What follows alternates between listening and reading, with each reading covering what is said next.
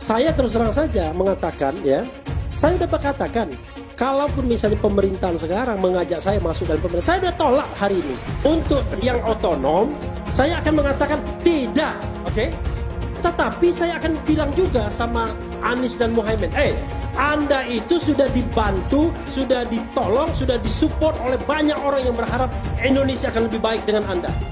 Kalau Anda gabung dengan pemerintahan, Anda menjadi pengkhianat. Kan begitu.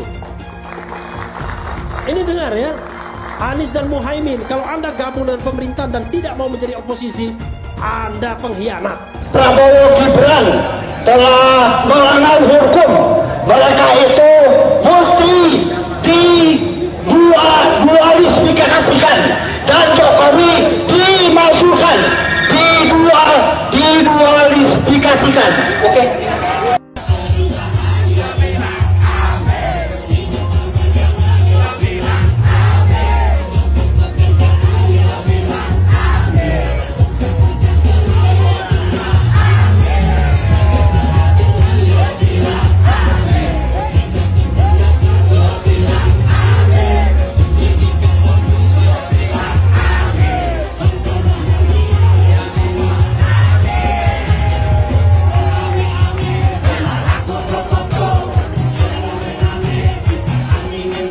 Ingat kata Kapolri Listio Sigit, ikan busuk dimulai dari kepalanya. Pimpinan tertinggi Polri siapa? Jokowi. Karena Polri langsung dibawa Jokowi, berarti yang busuk itu Jokowi. Ingat, saudara-saudaraku, kita tidak pernah bermusuhan dengan polisi, kita tidak bermusuhan dengan TNI, karena mereka anak kandung rakyat. Yang kita musuhi adalah keburukannya. Dan yang paling kita musuhi adalah Jokowi sebagai sumber segala bencana di negeri ini. Kami minta kepada Bapak Jokowi, apakah Bapak Presiden, Bapak Kapolri sengaja udah mengadu domba anak bangsa ini? Kalau begitu, sungguh Bapak Jokowi tidak pantas Anda menjadi pemimpin negeri ini yang sudah mengacak-acak persatuan Indonesia. Sila ketiga dalam Pancasila, persatuan Indonesia. Berarti Anda, Bapak Jokowi, sudah tidak sepatutnya Anda teriak, saya Pancasila, saya Pancasila. Anda pendusta. Dan kami sebagai rakyat hari ini menggugat. Kami datang jauh-jauh dari daerah ingin adanya perubahan untuk Indonesia ini. Kami bertanya, kami emak-emakmu datang ke sini pasang badan ingin perubahan untuk Indonesia ini.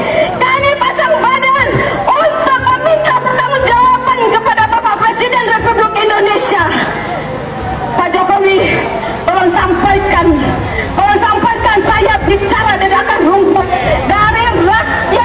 dari rakyat bawah. Anda telah mengacak-acak demokrasi Indonesia ketika Anda menggolkan lewat MK anak Anda yang belum layak.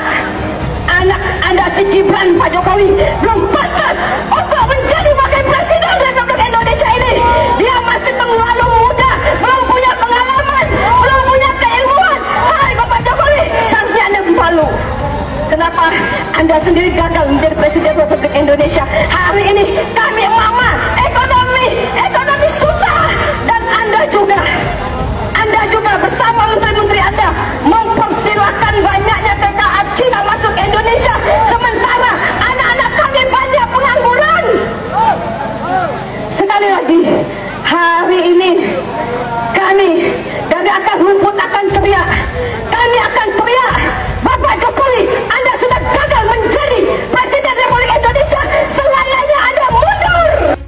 Jika hakim berlaku jujur, berlaku adil, maka tempatnya adalah di surga.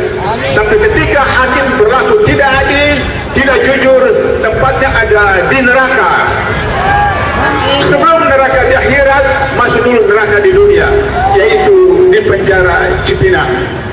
Allahu Akbar.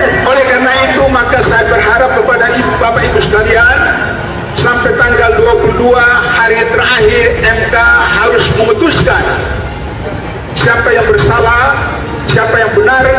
Bapak Ibu senantiasa harus ikut serta bersama-sama dengan Presidium untuk selalu meramaikan sampai 1 juta, 2 juta. Insya Allah MK akan mengubah perjanjiannya kembali kepada hati nuraninya. Bersedia Bapak Ibu untuk datang berjuta sampai 1 juta, sampai 2 juta. Bawa keluarga, bawa anak istri, bawa tetangga. Mari kita bersama-sama untuk mempenjarakan Jokowi. Penjarakan Jokowi. Penjarakan Jokowi. Penjarakan Jokowi. Allahu Akbar. Allahu Akbar. Allahu Akbar. Allahu Akbar. Allahu Akbar. Merdeka. Merdeka. Merdeka. Merdeka. Merdeka. Merdeka. Allahumma anzil alaihim bala'akal ladzi la yuradu anil qawmat zalimin. Ya Rabb, turunkan azabmu pada Jokowi dan sekutu-sekutunya. Azab yang tidak dinikmati, yang tidak diinginkan oleh orang-orang zalim. Ya Rabb, turunkan. Allahumma ashibhim adada waqtulhum badada. Hitung jumlah mereka yang jahat, hitung jumlah mereka yang menjual negeri ini, dan habiskan mereka semuanya. Ya Rabb, anak-anakku yang beragama, yang Islam Qadiyah, tapi mereka beragama Nasrani, Katolik, Protestan dan yang lainnya, mereka punya Tuhan.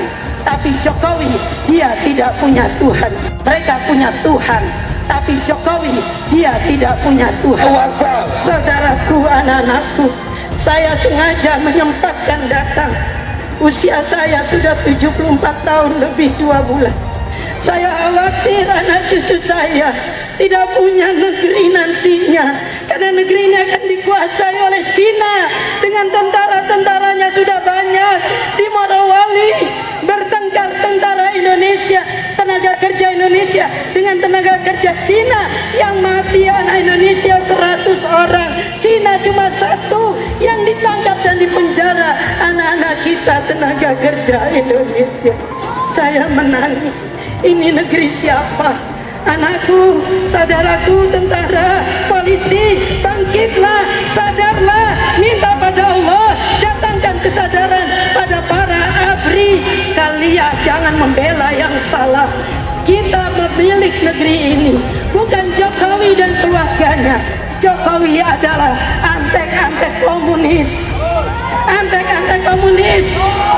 Betul atau tidak?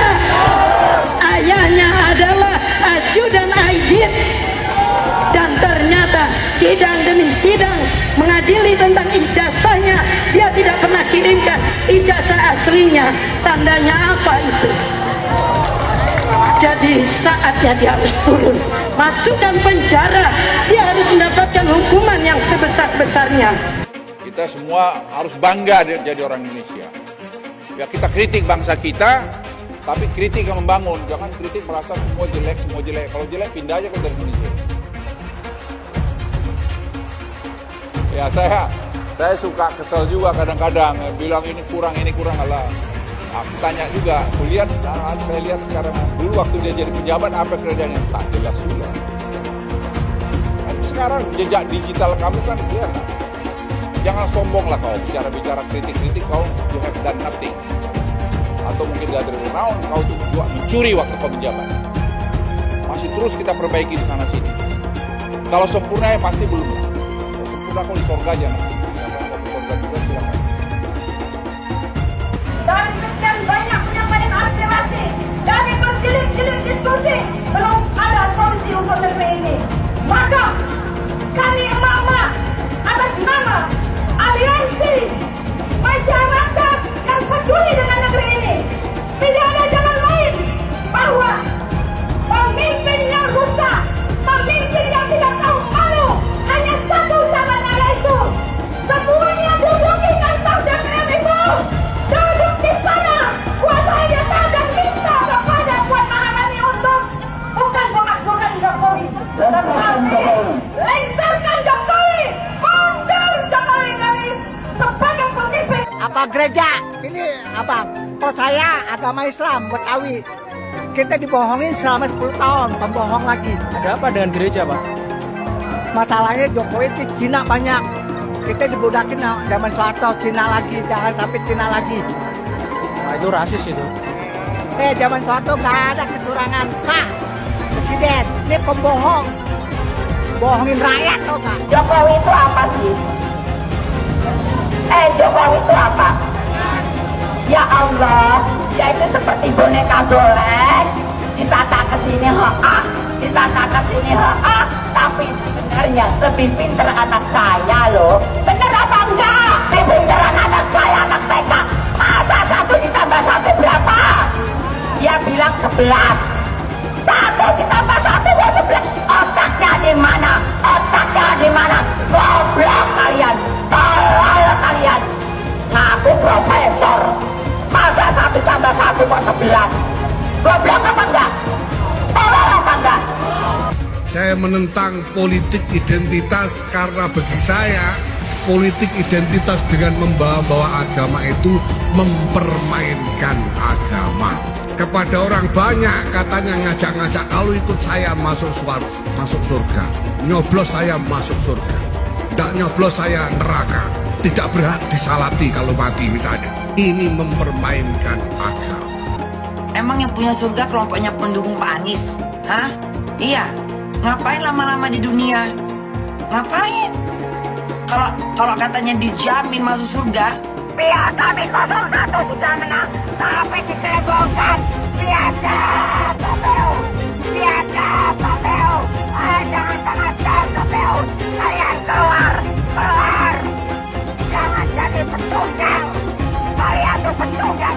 Kemarin 2019 kami asli membela Prabowo. Kami jadi gembel. Kami tidur di jalanan pakai kardus. Tapi aku perjuangkan. Dia akhirnya masuk ke tomberan yang sama. Dia apa? Dia gak tahan dengan oposisi. Sekarang aku perjuangkan 01. Aku perjuangkan Anies Baswedan. Kami perjuangkan Bapak Anies Baswedan itu yang menang. Lawan dia. Lawan.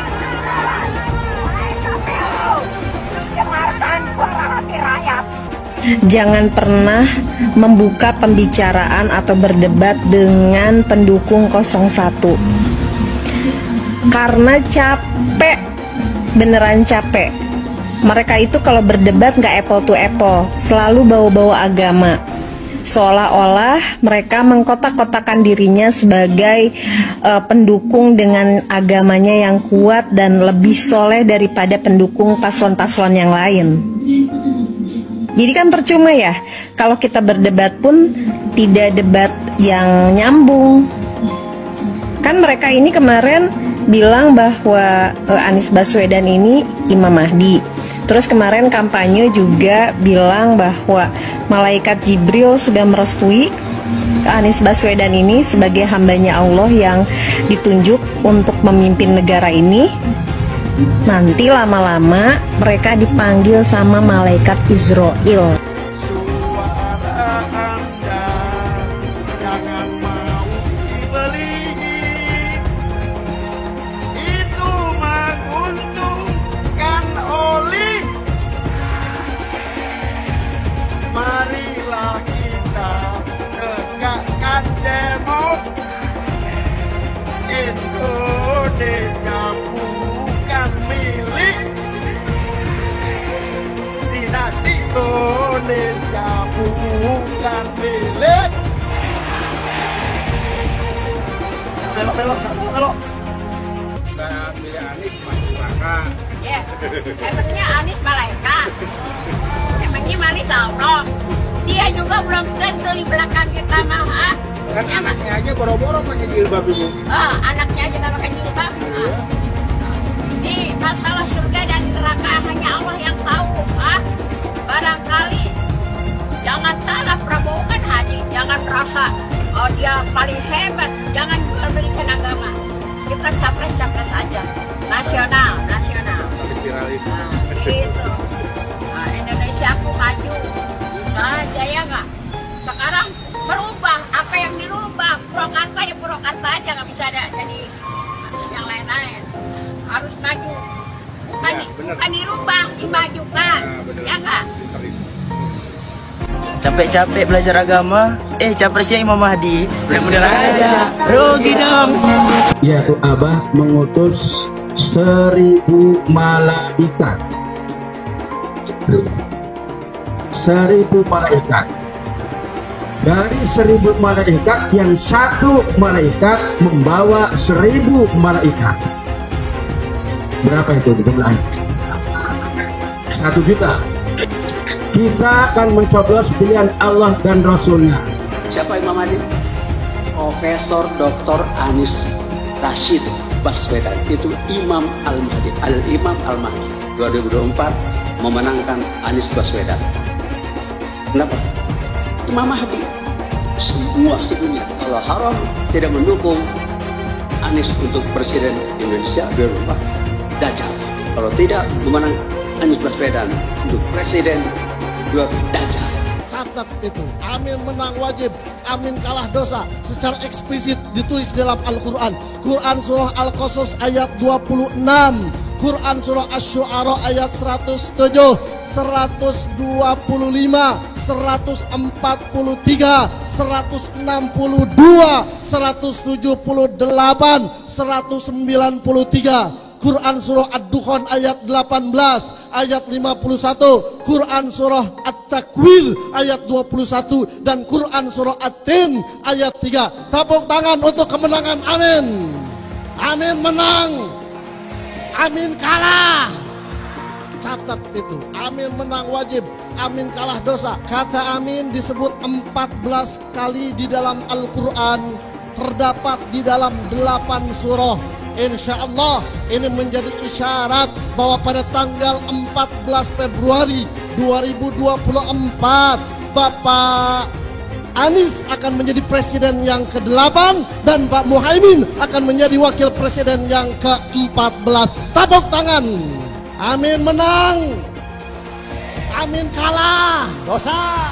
Hidup amin, hidup amin, caplos amin, menangkan amin, amin menang 1 putaran, amin, amin, amin menang wajib, amin kalah dosa, amin menang, amin kalah dosa. Hamba itu namanya Anies Baswedan. Dia akan panggil malaikat Jibril. Wahai Jibril, aku mencintai hambaku yang insya Allah namanya Anies Baswedan. Kabarkan kepada seluruh umatku, seluruh makhlukku, bahwa aku mencintai Anies Baswedan. Maka Jibril akan mengatakan kepada seluruh makhluk di langit, seluruh makhluk di bumi, cintailah Anies Baswedan. Maka insya Allah makhluk di langit dan makhluk di bumi semuanya akan mencintai Anies Baswedan dan mendoakan pada 14 Februari insya Allah Anies Baswedan Presiden Republik Indonesia. Siap Bekasi memenangkan Anies Baswedan 80%? Siap menang 1 putaran? Saya tidak mau pemimpin masa depan menyalahkan angin di kemudian hari.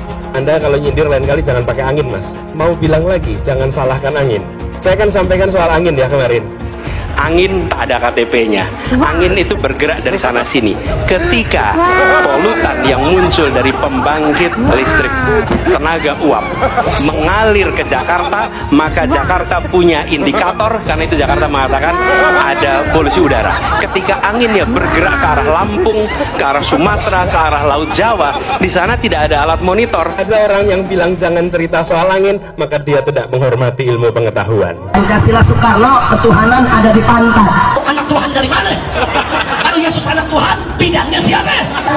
Besok di seluruh wilayah Indonesia kami katakan damai.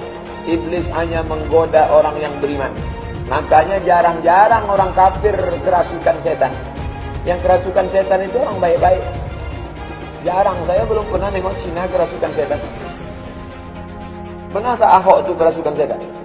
Enggak, setannya juga. Karena sesama setan dilarang saling menggoda. Karena di salib itu ada jin kafir. Karena di salib itu ada jin kafir. Karena di salib itu ada jin kafir. Haleluya.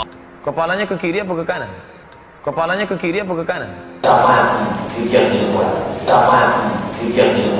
Kita percaya salib itu lambang mulia, bukan jin. Kok ketawa? Aku nggak nyindir siapa-siapa loh. Saya nggak pernah mundur untuk kebenaran, keadilan, kejujuran. Dan peri kemanusiaan, gue nggak pernah mundur. Dan gue nggak pernah takut juga sama lu. Siapapun yang rasis, gue akan hadapin.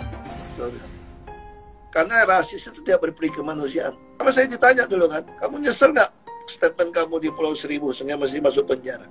Tidak pernah nyesel.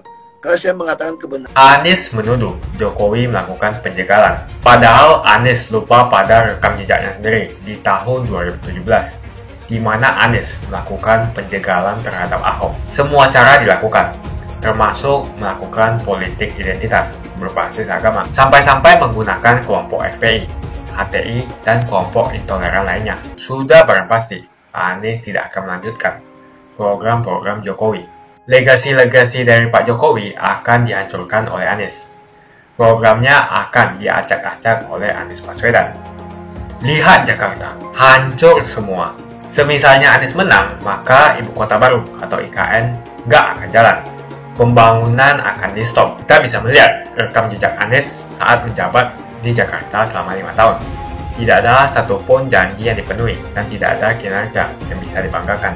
Dari DP 0%, BOC, kelebihan bayar, Formula E, banjir, sumur resapan, jalan rusak, dan gonta-ganti nama jalan. Jika Anies menang, maka FPI dan HTI, Ormas Khilafah, akan kembali. Apa kita mau Pancasila diganti oleh Khilafah? Bagian Indonesia Timur yang mayoritas non-Muslim pasti tidak akan setuju dengan Khilafah. Mungkin Indonesia akan bubar jika Anies memimpin. Perkataan Ahok sudah terbukti dan Jakarta sudah menjadi korban. Jangan biarkan Indonesia menjadi korban kibulan Anies Baswedan. Ini wacana yang menarik. Mungkin kalian akan suka dengan usulan ini. Usulannya, bagaimana kalau Pak Basuki Cahayapurnama, bagaimana kalau Pak Ahok maju atau dimajukan di ajang Pilgub Jakarta nanti? Nah, menarik kan? Gimana? Setuju? Menolak? Atau masih ragu? Atau malah harap-harap cemas? Masalah yang pertama tentu saja adalah urusan hukum. Bisakah Pak Ahok yang sudah dipenjara selama hampir 2 tahun maju lagi di ajang pilkada? Soal ini kita pastinya perlu mengacu kepada aturan hukum yang berlaku. Pilkada tahun 2024 baru akan dilaksanakan pada tanggal 27 November nanti. Dan pendaftaran calon gubernur Jakarta baru akan ditutup pada tanggal 27 Agustus nanti. Masih 4 bulan lagi. Masih cukup lama. Jadi, mungkinkah Pak Ahok maju lagi di ajang Pilgub Jakarta tahun 2024 ini? Mungkinkah Pak Ahok dimajukan lagi? Ini tentu saja masih perandaian. Ini masih ancang-ancang. Masih dalam tahap persiapan dan masih melihat kemana arah angin akan berhembus. Nah, gimana? Jadi bersemangat? Nah, aturan hukumnya, menurut putusan Mahkamah Konstitusi yang terbaru, seorang mantan narapidana harus menunggu jeda waktu 5 tahun setelah melewati masa pidana penjara dan mengumumkan mengenai latar belakang dirinya jika ingin mencalonkan diri sebagai gubernur, bupati, atau wali kota. Pertanyaan kita sekarang ini, apakah mungkin PDI Perjuangan memajukan lagi Pak Ahok di Pilkada Jakarta nanti? Apakah mungkin? Jawabannya, kenapa tidak? Pak Ahok sudah keluar penjara atau bebas murni dari hukumannya pada tanggal 24 Januari tahun 2019. Itu berarti sekarang ini Pak Ahok sudah layak maju sebagai calon gubernur Jakarta di Pilkada 2024 nanti. Di ajang Pilpres yang baru lalu di wilayah Provinsi Jakarta, pasangan Anies Muhaimin memenangkan 2,65 juta suara atau sekitar 41% dari total suara. Ini adalah angka yang sangat tinggi dan ini menunjukkan betapa masih sangat populernya sosok Anies Baswedan di Jakarta. Yang perlu kita pahami bersama, masalahnya sekarang ini PDI Perjuangan nggak punya tokoh yang cukup kuat buat maju di Pilgub Jakarta. Bayangkan saja, seandainya Pak Anies Baswedan maju lagi di Pilgub DKI, maka bakal sangat-sangat sulit bagi siapapun buat mengalahkannya. Sangat sulit bagi siapapun buat mengalahkannya. Kita ingat, di putaran pertama Pilgub Jakarta tahun 2017, Pak Ahok ini mendapatkan 42,99% suara. Pasangan Ahok-Jarot waktu itu mampu mengumpulkan 2,36 juta suara. Jumlah suara Pak Ahok ini boleh dikata setara dengan kekuatan Pak Anies sekarang ini. Dengan tingkat dukungan setinggi itu, Pak Anies sangat mungkin menang telak di Pilgub Jakarta yang kali ini cuma akan berlangsung 1 putaran. Buat menghadapi Pak Anies di Jakarta, cuma Pak Ahok yang punya popularitas dan dukungan publik yang memadai. Kita tahu bahwa Pak Ahok nih sudah bergabung ke PDI Perjuangan sejak awal Februari tahun 2019. Waktu itu, Pak Ahok secara resmi menjadi kader PDI Perjuangan di Bali. Tapi masalahnya, sekarang ini PDI Perjuangan hanya memiliki 15 kursi di DPRD Jakarta, turun drastis dari 25 kursi pada periode 2019-2024 yang lalu. Jadi, selain dari sisi hukum dan aturan yang sudah memenuhi syarat, Pak Ahok juga punya basis massa yang masih kuat di wilayah mantan ibu kota ini. Ini tentu saja sangat memberi harapan. Lalu, ini pertanyaan berikutnya. Dari mana Pak Ahok bisa mendapatkan tiket pencalonan? Partai mana yang bakal mengusung Pak Ahok? Sudah pasti yang perlu jadi pengusung utama Pak Ahok adalah PDI Perjuangan, partai dari Pak Ahok sendiri. Jumlah kursi PDI Perjuangan di Jakarta sekarang ini cuma sekitar 14% saja. Jadi, praktis PDI Perjuangan harus berkoalisi dengan partai lain buat bisa memajukan Pak Ahok. Dan itu berarti PDIP dan Pak Ahok tidak terlalu leluasa dalam memilih pasangan calon wakil gubernur. Cukup berkoalisi dengan salah satu dari partai-partai tersebut, maka PDI Perjuangan bisa mengusung kembali Pak Ahok di Pilgub Jakarta 2024. Jadi kalau dilihat-lihat sih, kalau dirasa-rasa sih, Pak Ahok ini memang punya peluang besar buat eksis lagi di ajang Pilkada 2024 ini. Di antara partai yang bisa diajak berkoalisi ada PKS yang punya 18 kursi di DPRD, Partai Gerindra yang punya 14 kursi, Partai Nasdem 11 kursi, Partai Golkar 10 kursi, PKB 10 kursi, PAN 10 kursi, Partai Demokrat 8 kursi, dan juga PSI 8 kursi. Mungkin nggak bakal ada yang berani maju sebagai calon ketiga. Rasa-rasanya para tokoh yang disebut-sebut berambisi masuk Jakarta sekarang ini, seperti Kang Ridwan Kamil dari Partai Golkar, Bang Sandiaga dari P3, Bang Sahroni dari Partai Nasdem, dan Kaesang dari PSI, mereka semua bakal berpikir ulang buat maju sebagai calon ketiga.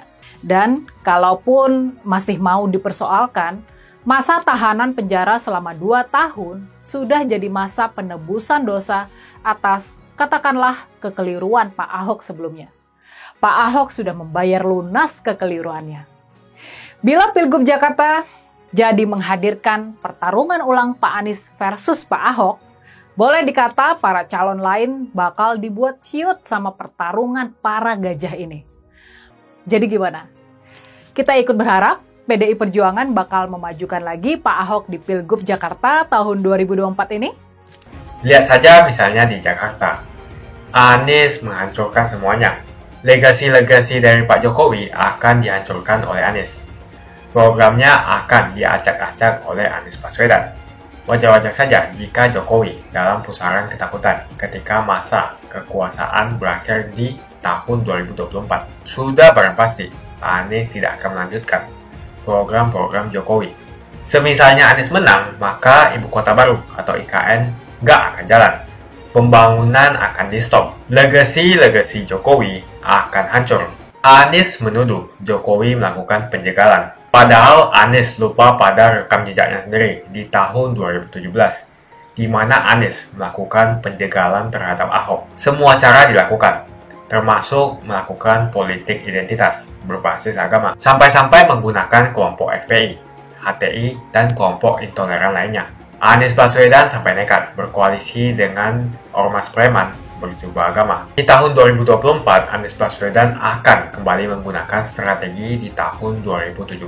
Kelakuan relawan Anies yang menjalankan strategi ini masih pakai pola yang lama. Pola yang lama berupa membangun opini negatif terhadap pemerintah dan Komisi Pemilihan Umum. Curangan Anies lainnya adalah melakukan kampanye sebelum waktunya, di mana dia mengganti namanya menjadi head start untuk membingungkan publik. Atau kecurangan Anies Baswedan yang menggunakan jet pribadi saat kampanye di mana-mana. Berapa kecurangan dari biaya kampanye yang menggunakan jet pribadi?